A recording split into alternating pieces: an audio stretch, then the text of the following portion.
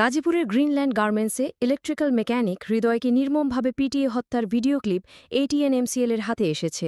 মর্মান্তিক এই ঘটনার পর হৃদয়ের পরিবার ও সহকর্মীদের মধ্যে নেমে এসেছে শোকের ছায়া। তারা বলছেন, হৃদয়কে মিথ্যা অভিযোগে পরিকল্পিতভাবে হত্যা করা হয়েছে। অভিযুক্তদের দৃষ্টান্তমূলক শাস্তির দাবি জানাচ্ছে নিহতের পরিবার ও শ্রমিক সমাজ।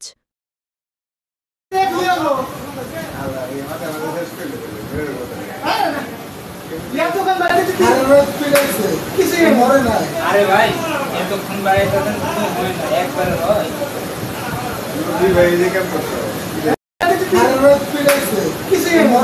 আরে ভাই এতক্ষণ বাড়িতে একবার হয়